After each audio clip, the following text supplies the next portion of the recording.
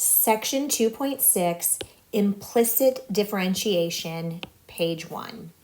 So an implicit function, by definition, is a function, or you can also call it an equation, that really cannot be solved for y. For example, maybe you have a standalone y, maybe it's a product of x, maybe it's having the sign taken of it and x at the same time.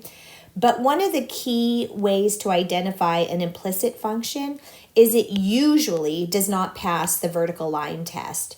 For example, if we take x squared plus y squared equals 4, which hopefully you recognize, x squared plus y squared is a circle centered at the origin, and this 4 means we have a radius of 2.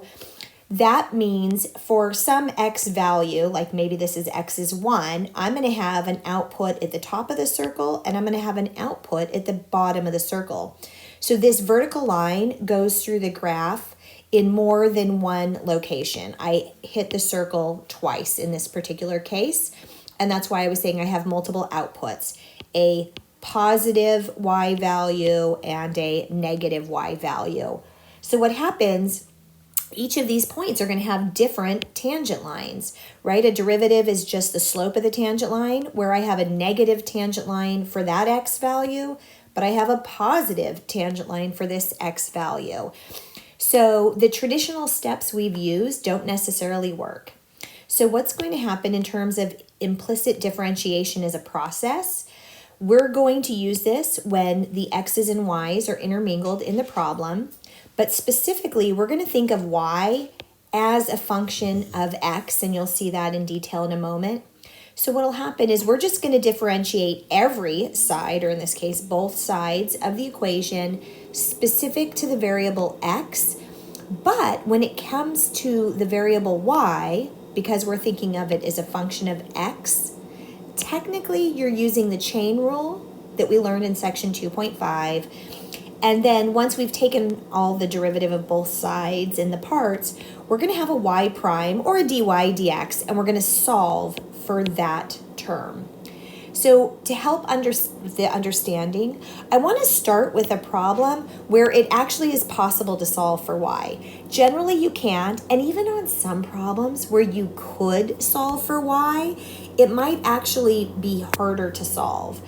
But we're going to go ahead and take the problem 4x plus the product xy equals 8.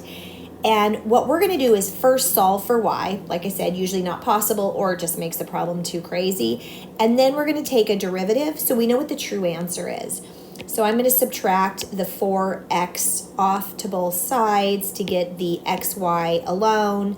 But to solve for y, I'm going to divide by x. And since it's a monomial being divided on the right side, I can think of as a monomial as 8 divided by x, and then negative 4x divided by x, where I can cancel the like terms in the numerator and denominator in the second term. So I'm down to this version, but I know I have to take a derivative in a moment. So I went ahead and brought the x up with a negative exponent. But all I've done at this point, no calculus, all I've done is the algebra to isolate the y variable. Now that I'm looking at y equaling 8x to the negative 1 plus 4, I'm ready to take the derivative. So, the 8 stays there. I bring the negative 1 exponent out front. I subtract 1 from the exponent to get a negative 2. And the derivative of a constant is 0. So 8 times negative 1 is negative 8. And moving my negative exponent to the denominator, I now know what the true derivative of this function should be or is. But now let's go ahead and go through that implicit differentiation process to get that same answer. So remember, we're going to think of y in terms of a function of x. So we're going to actually write f prime, just for clarity this first time. I don't actually do this normally when I'm solving it. When I have to take a derivative of 4x, that's going to be nice and easy. But when I take the derivative of x times f of x, it becomes a product rule, right? I'm multiplying an x and an x. So we're going to think of this as g being the first function, and the derivative of g is just 1. And we're going to think of f of x as the second function, h. And the derivative of f of x, because since we're being more symbolic, we're just going to write f prime of x. So we already discussed the derivative of 4x is just 4. X times f of x is first write the derivative of the first term, which we said is 1, times the original second function, plus, because it's a product rule, the derivative of the second function, which we're just writing as f prime of x, times the original first function, and then the derivative of 8, because it's a constant, is just 0. So I just have 4, multiplying something by 1 doesn't really change it. So we've kind of cleaned up the line above. Now, remember, we were saying when we get to that step, we want to solve for y prime. Instead of y prime, I'm using f prime of x. So I'm going to go ahead and take this 4 plus f of x and subtract them both to the right side so that I just have the f prime of x on the left side of my equal sign by itself. And I want f prime of x alone. So I need to divide by x to cancel that x.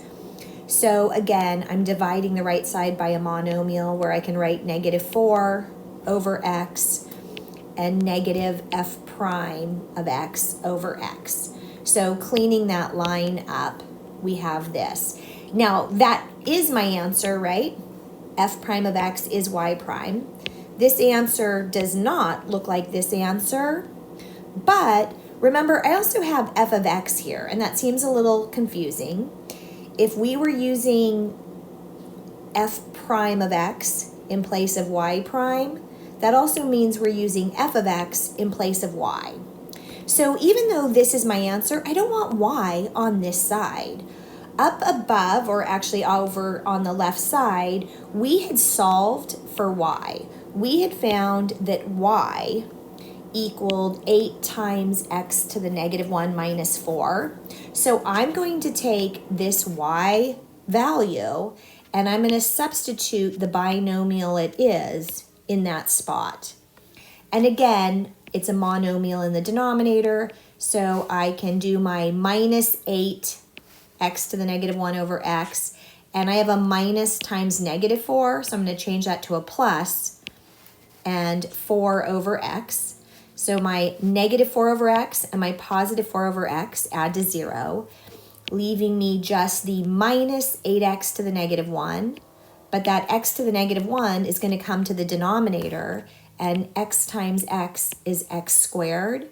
So after cleaning up, I did get the exact same answer.